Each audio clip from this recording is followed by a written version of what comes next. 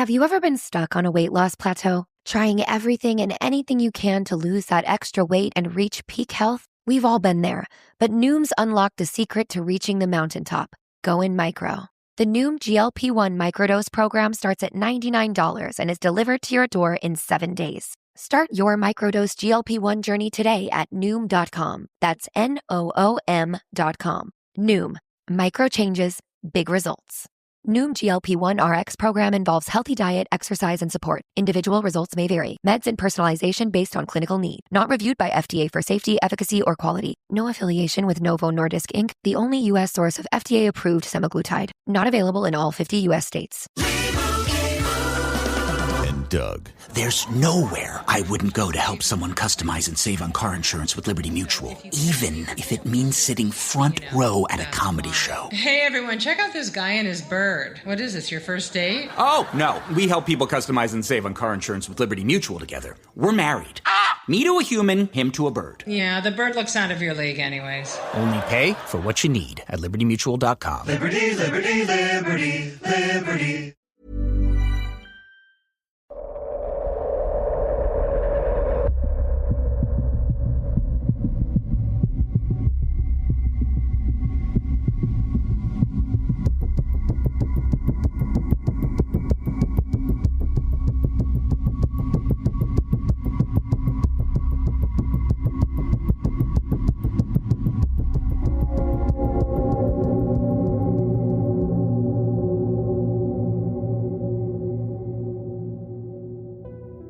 Welcome back to another episode of Scary. If you're new here, my name is Will, and each week I narrate your real life paranormal experiences as well as cover some famous paranormal cases along the way.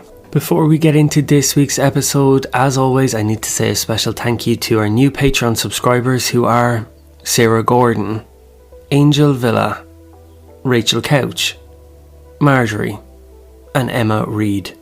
Thank you so much for signing up to the show's Patreon and supporting the show. If this is something you're interested in, you can find the link in this episode's show notes, where you can gain access to exclusive scary episodes as well as ad-free main episodes. But now, let's get into our first paranormal encounter. I'm a healthcare assistant. I work in long-term care just outside of Vancouver in Canada. This is the last home for all the residents that come here to live. We operate at a capacity of 120 residents. There are 8 wings in total, one of which is a locked unit which houses 16 residents. This behavioural unit is for residents who are likely to hurt themselves or others. This unit has safety features that the rest of the units in the building do not. For example, there's a panic room with an electric steel shutter that rolls tight to protect staff from dangerous residents who are activated. I've had to use that panic room. It was scary, but not paranormal. I've worked in this unit in temporary postings of up to about a year at a time. The last time I was awarded a position in the unit, I had an unexplainable experience, and that's what I wanted to share. My shift is 3 p.m. to 10 p.m. and it was approximately 9:45. My partner and I had settled all of our residents into bed and the lights were dimmed. The hallway was quiet. Because this is a behavioural unit, it's necessary for my partner and I to remain at either end of the long hallway to listen for any confused residents stirring in the night, so we can tend to it quickly, preventing escalation. On this particular night, I was charting on the iPad in the servery, which is also the panic room. The door and the window were both open, the door looking out into the hallway and the window looking out into the dining room. And I remember sitting facing the doorway.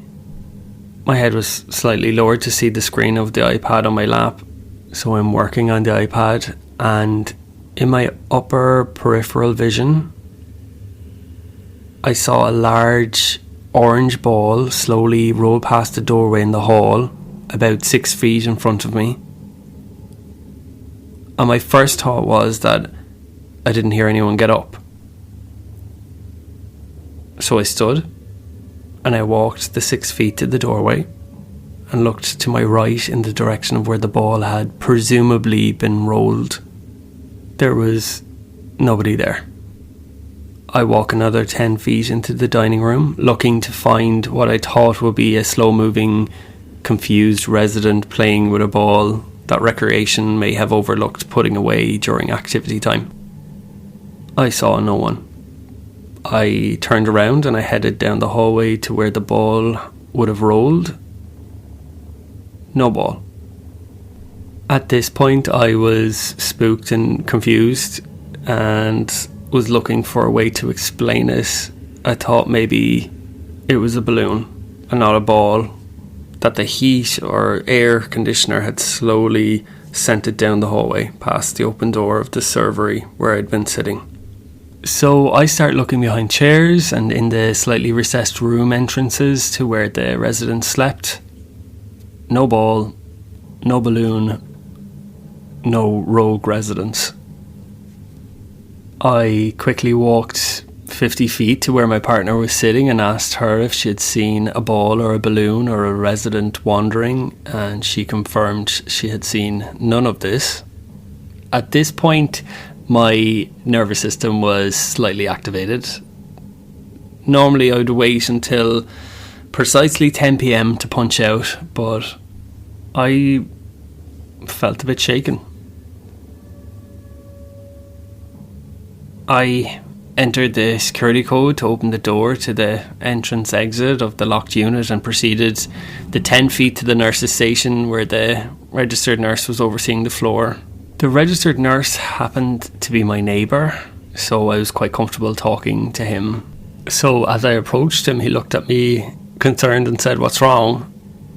And I start saying, "Now this is going to sound crazy, but I swear I'm not." And I told him just what I mentioned, and he raised his eyebrows and nodded, and he said, "I've heard a lot of creepy stories from that unit at night." I suspect he could gauge from my rattled state that it was best if I punched out 10 minutes early and went home, and that's exactly what I did. So I end up telling my family what happened, and they all sort of listened to humour me, but I could tell that none of them actually believed me. The next day, I was coming home from my meal break at 5:30 p.m. As I turned onto my street, a massive ball bounced in front of my car from the passenger side, with 2 small children, maybe 4 or 5, immediately following behind it. I slammed on the brakes maybe 5 feet from where the children and their bouncing ball was.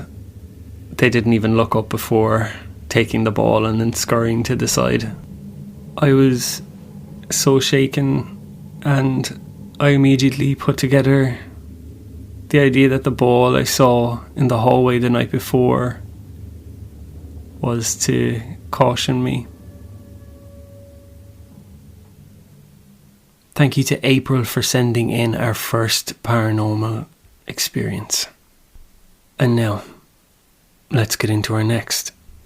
I guess you could say I've been interested in ghosts and hauntings since I was a child. My interest started when my dad began reading ghost stories to my twin sister and I. And after that, I was always intrigued as to whether the many historical places we visited over the years with our family had their own ghosts or not. I didn't actually experience anything overtly supernatural during my childhood that I remember, but I would say that as a child I was sensitive to energies emitted by places as well as people. I could pretty much pick up on whether a place had held happy or dark memories, although I couldn't specify what those memories were. I could just feel the emotions that were left behind. It was almost like I could feel the stories held by the bricks and mortar or the history which had seeped into the land. I would also describe myself as a skeptical believer. It takes a lot for me to believe I've experienced something paranormal, as I always look for natural explanation. I describe myself as a rational and logical person. However, I have experienced multiple inexplicable things over the years for which I am still to find a natural explanation. My first paranormal experience was when I was 16. My parents had rented a historic house in Wales for a summer holiday. The house was ancient. I think it was 14th century. As soon as we arrived, I could sense that we weren't alone. The house had an atmosphere that I could only describe as humming. I could sense a darkness there which was quite unsettling at times. When this darkness feeling dissipated, it was actually a nice house, and to me it felt peaceful. I remember I chose one of the bedrooms which overlooked the garden. So one night during our stay, I was lying in bed and I remember suddenly waking up, and I could sense that there was somebody else in the room, and I immediately felt petrified. I couldn't move for ages because I was just full of fear, and I just lay there frozen to the spot. Eventually I lifted my head and I looked towards the window. I was expecting to see some kind of monster or ghost standing there, but there was nothing visible. I've considered whether this was sleep paralysis because I was frozen to the spot for a while before I was able to lift my head. Maybe it was sleep paralysis, or maybe there really was some unseen entity watching me sleep while I was at my most vulnerable. I'll never know the truth really, but I do know that I was fully awake, and I've never experienced anything like that since. I don't suffer from sleep paralysis. In 2011, I was in my mid-20s and I was living in a Victorian terraced cottage in Bedfordshire with my then partner. One day I was putting washing away in our bedroom when something caught my attention from the ceiling. I just saw movement out of the corner of my eye. I glanced up and saw what I could only describe as dark grey mist. Although mist doesn't quite fit the texture of the thing I saw. This mist then launched itself from the ceiling towards my head before it flew back upwards to the ceiling on the other side of the room, and it disappeared back into the ceiling. I actually ducked when I realised it was flying towards my head. I remember I wasn't scared, even though I just witnessed something so strange. I was more confused than anything. It was one of the strangest things I've ever experienced, and it's made me more of a believer after witnessing that. Aside from the mobile hanging above my baby son's cot, moving by itself, no other spooky things happened in that house. I never felt afraid there. It always felt peaceful and cosy. Around 2015, I visited Wallerton House in Nottingham with my mum and my sister for a Halloween evening. So we went on this tour of the stately mansion, and we were told various ghostly tales belonging to the area.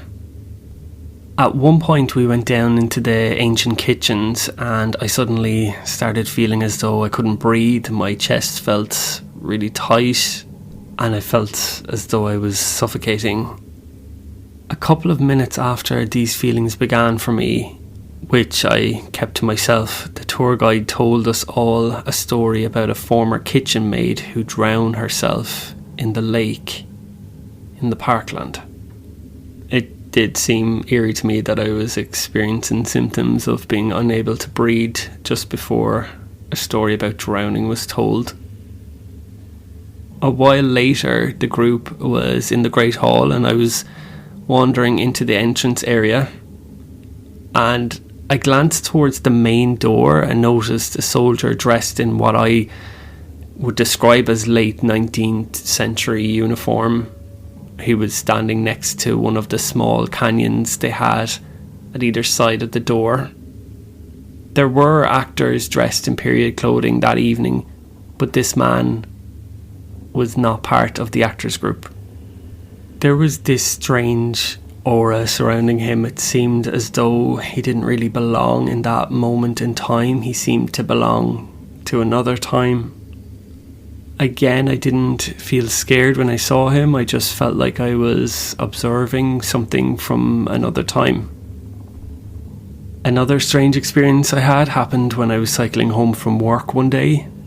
I was waiting to cross the road at traffic lights when I suddenly had this overwhelming sense of something pure evil, which was very close to me. I couldn't understand why I was feeling this way, and I looked around to pinpoint where the feeling was coming from. I seemed to be able to trace the feeling to a random man who was sitting in his car in a long line of traffic in front of me. I have no idea who he was. He looked like just a normal guy, but a sense of complete darkness and evil seemed to be emanating from him, but I have no idea why. It was so bizarre. I have never seen him again, and I've never experienced anything like that since. The main paranormal experience that I've had so far in my life was back in 2017 or 2018, I can't remember the exact year. I was lying in bed one evening with my now ex-partner propped up in bed next to me on their phone. I hadn't been sleeping yet, but I was trying to. All of a sudden, I had what I would describe as a vision of a dark-haired young woman in a yellow Georgian dress hovering beside me. She was bent down, leaning towards me from a standing position.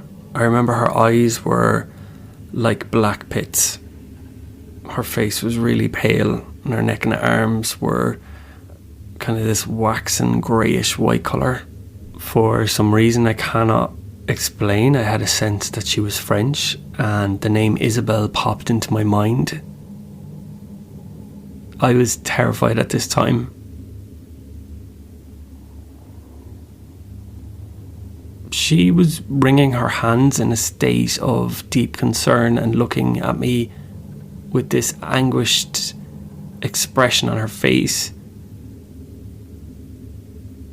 I just remember thinking, what is happening? Who is this woman? Why is she here? Have I gone mad?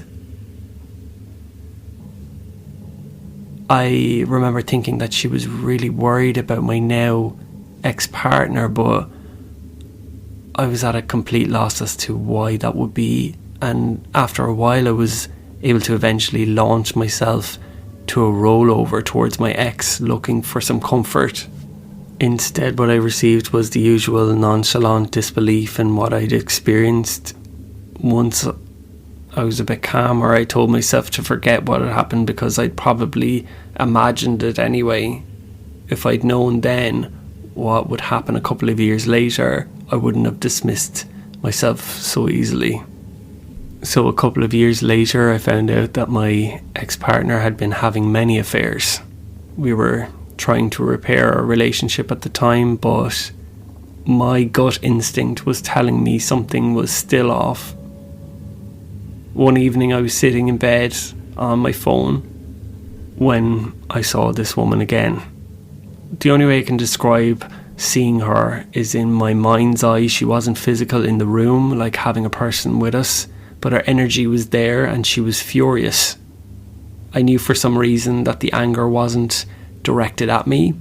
My then partner entered the room, and as they came in I realised that this woman was furious at them, but I couldn't understand why. I felt so confused. I told them what I was seeing and feeling, and for the first time they seemed to believe what I was saying. I told them that I could sense that she was furious with them, and they asked why, and her response was literally to scream in their face, saying, "You know why." For some reason, my partner looked as scared as I felt, which in itself was strange because they didn't believe in ghosts at all. I found out a few months later that my ex hadn't ended their affair, even though they said they had.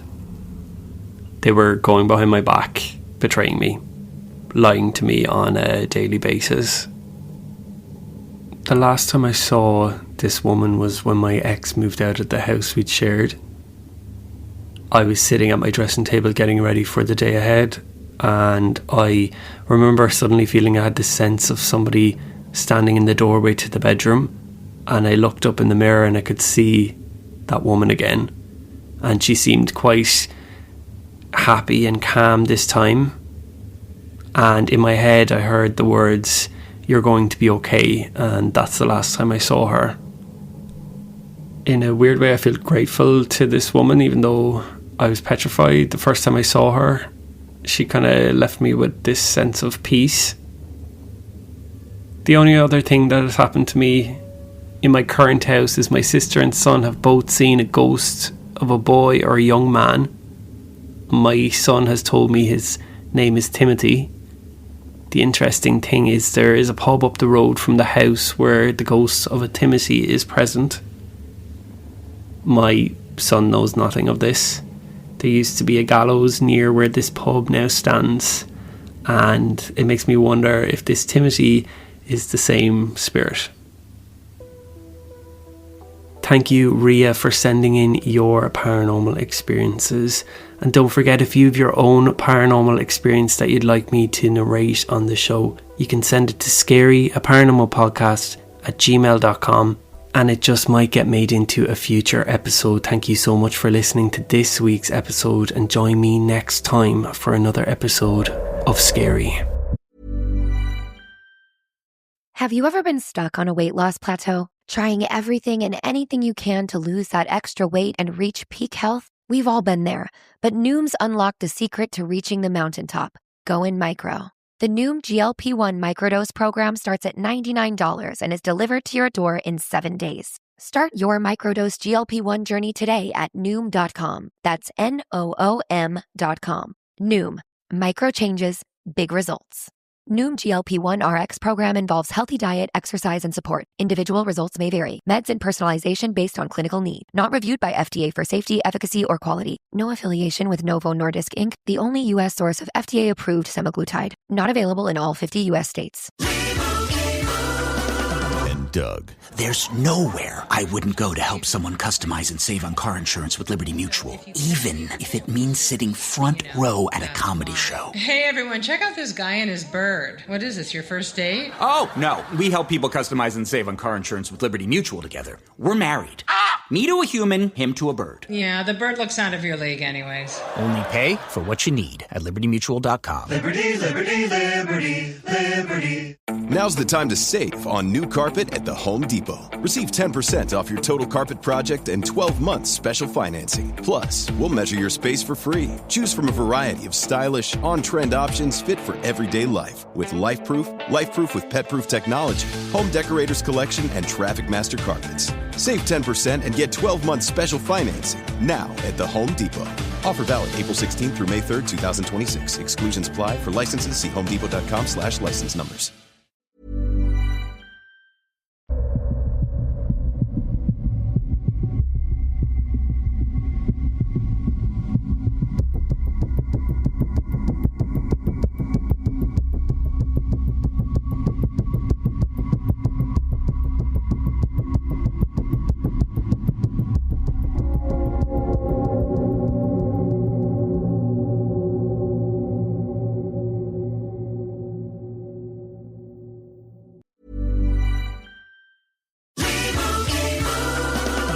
Doug. There's nowhere I wouldn't go to help someone customize and save on car insurance with Liberty Mutual, even if it means sitting front row at a comedy show. Hey everyone, check out this guy and his bird. What is this, your first date? Oh, no. We help people customize and save on car insurance with Liberty Mutual together. We're married.